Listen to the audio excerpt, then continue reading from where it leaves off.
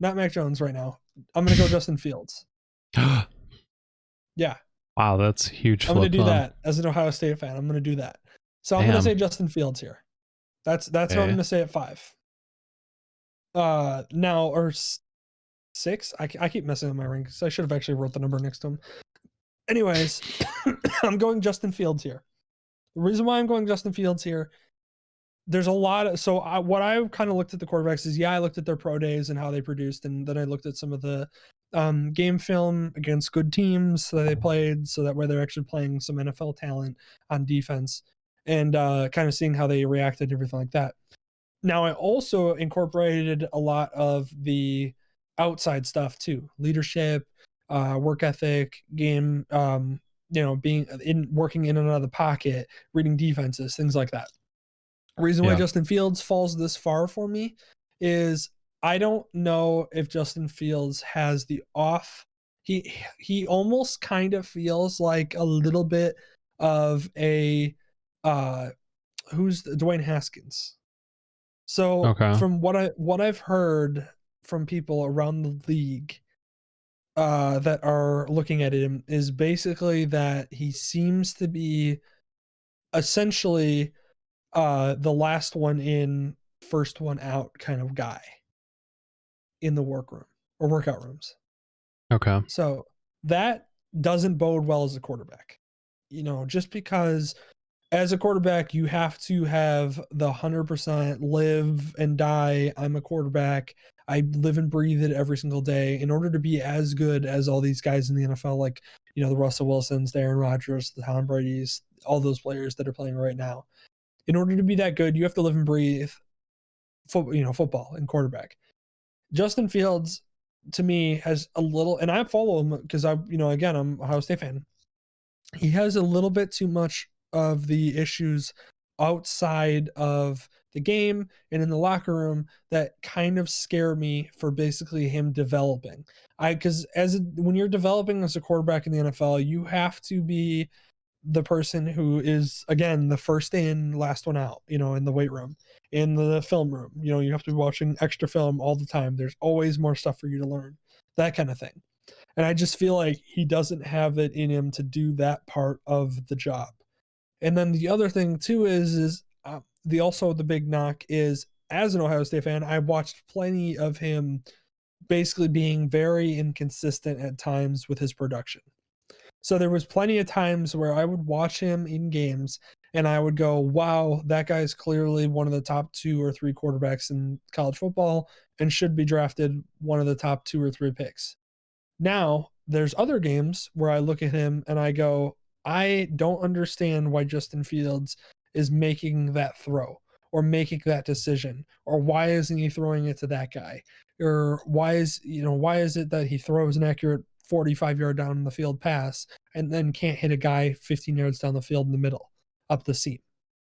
That's how I feel about Justin Fields. That's part of the problem.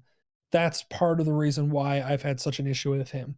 So now watching his film and watching his play, yes, he's super athletic. He's built very similar to like a Cam Newton, except for just a couple, 2 inches shorter. He's built his running in college football was actually a lot more surprising than you would think. He has a little bit more mobility and athleticism and kind of just overall evasiveness than you would be surprised to see. He also ran a 4.43, so yes, he does have the speed, but his accuracy is very spotty. He throws some passes with touch, sometimes he doesn't. Sometimes he hits it right on the mark, sometimes he doesn't. And now I will say that his throwing motion too is a little quirky. It doesn't seem as smooth as some other guys. He does also lack zip on his ball. So being able to throw it in kind of hard to a guy, to me, that's part of the problem. I just don't see him as a guy who's going to step in and be a starter day one and change everything around for your organization. I think he's a guy ideally that would be able to sit. So, Okay. So you're thinking um, 49ers are not taking him at 3. see, that's the problem is I think that he might be like, I feel like the hype might be there enough for him to be taken, but I don't think they're going to take him at 3. I don't think that, because I've heard that the 49ers are in love with Mac Jones. and that they like if they didn't get Mac Jones, they would get Trey Lance. Like those are the two quarterbacks that they love. Okay. So that's why I don't think they'd get Justin Fields anyways. So I think ultimately at the end of the day, he'll probably end up 4th overall to the Falcons, which is probably a good situation for him because he can play kind of a style of offense that the head coach there is going to want to play because he came over from the Titans. So he's going to want to do those safer throws like he did with Tannehill, but running the ball some, utilizing the quarterback in the running game. He'll want to do those kind of things, which Justin Fields is really excels at. They'll have to develop a little bit and hope that he kind of pulls it together in the locker room and stuff like that, and pulls it together in his work ethic and off the field stuff in order to commit enough to become the player that he can be with his potential.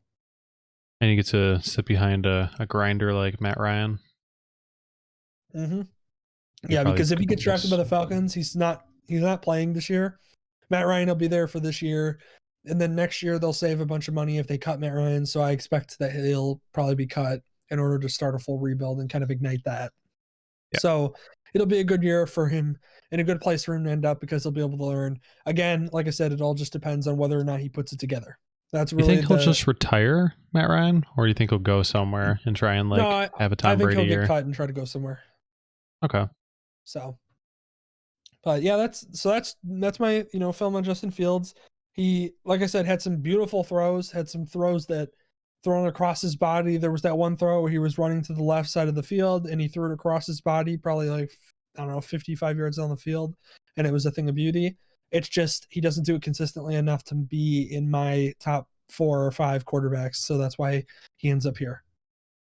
But okay. Then next is, yes, Mac Jones.